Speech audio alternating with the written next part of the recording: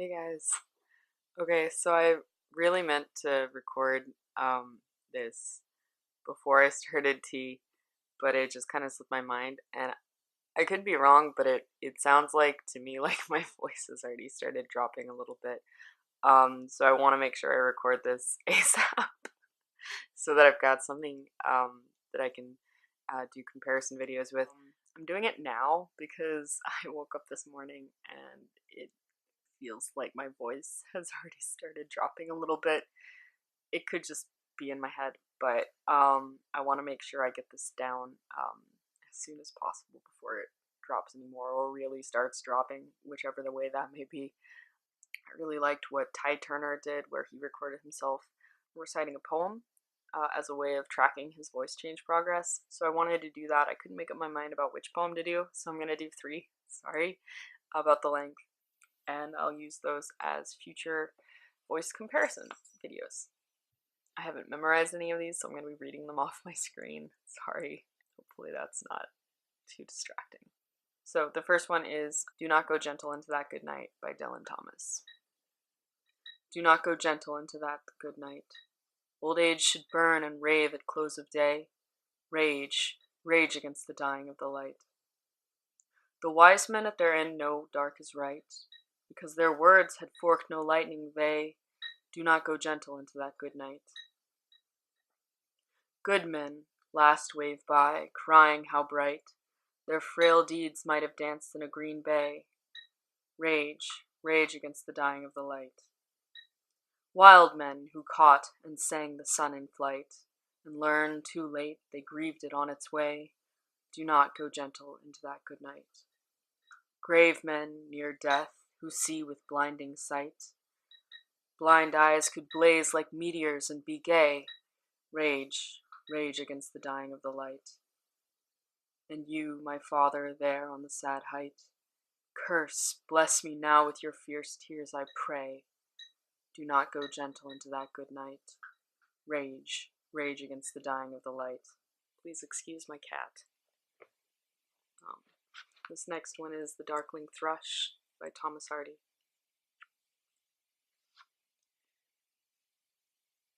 I leant upon a coppice gate when frost was spectre gray, and winter's dregs made desolate the weakening eye of day. The tangled vine stems scored the sky like strings of broken lyres, and all mankind that haunted nigh had sought their household fires. The land's sharp features seemed to be the century's corpse outlint, his crypt the cloudy canopy, the wind his death lament. The ancient pulse of German birth was shrunken, hard, and dry, and every spirit upon earth seemed fervorless as I. At once a voice arose among the bleak twigs overhead, in full-hearted evensong of joy illimited. An aged thrush, frail, gaunt, and small, in blast-beruffled plume, had chosen thus to fling his soul upon the growing gloom. So little cause for carolings of such ecstatic sound was written on terrestrial things afar and nigh around, that I could think there trembled through his happy good-night air some blessed hope whereof he knew, and I was unaware. So last one is The Hollow Men by T.S. Eliot, and it's probably one of my favorite poems of all time. I actually have a part of it tattooed on my back, so here we go. Mr. Kurtz, he dead, a penny for the old guy. 1.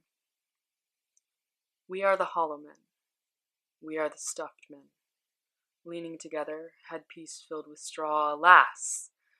Our dried voices when we whisper together are quiet and meaningless as wind in dry grass, or rats' feet over broken glass in our dry cellar. Shape without form, shade without color, paralyzed force, gesture without motion. Those who have crossed with direct eyes to death's other kingdom remember us, if at all, not as lost, violent souls, but only as the hollow men, the stuffed men. 2. Eyes I dare not meet in dreams, in death's dream kingdom these do not appear. There the eyes are sunlight on a broken column. There is a tree swinging, and voices are in the wind singing, more distant and more solemn than a fading star. Let me be no nearer in death's dream kingdom. Let me also wear such deliberate disguises, rat's coat, crow's skin, cross staves, in a field, behaving as the wind behaves. No nearer, not that final meeting in the twilight kingdom. 3. This is the dead land. This is cactus land. Here the stone images are raised. Here they receive the supplication of a dead man's hand under the twinkle of a fading star. Is it like this in death's other kingdom, waking alone at the hour when we are trembling with tenderness, lips that would kiss, form prayers to broken stone? 4. The eyes are not here. There are no eyes here, in this valley of dying stars, in this hollow valley, this broken jaw of our lost kingdoms. In this last of meeting places, we grope together and avoid speech, gathered on this beach of the tumid river, sightless unless the eyes reappear as the perpetual star, multifoliate rose of death's twilight kingdom, the hope only of empty men. 5. Here we go round the prickly pear, prickly pear, prickly pear. Here we go round the prickly pear at 5 o'clock in the morning. Between the idea and the reality, between the motion and the act, falls the shadow, for thine is the kingdom. Between the conception and the creation, between the emotion and the response, falls the shadow. Life is very long. Between the desire and the spasm, between the potency and the existence, between the essence and the descent, falls the shadow. For thine is the kingdom.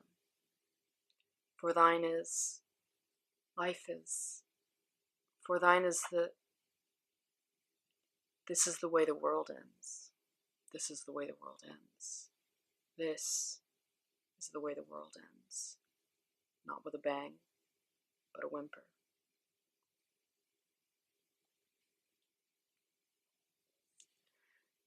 Anyway, so those were some of my favorite poems, and this is my voice 1 week on tea. And I may or may not keep recording this every week. I probably won't post it every week, but I'll probably do a compilation like at the end of each month maybe, and then just do it like month to month maybe. We'll see. Anyway, as always, thanks for listening. I'll see you around.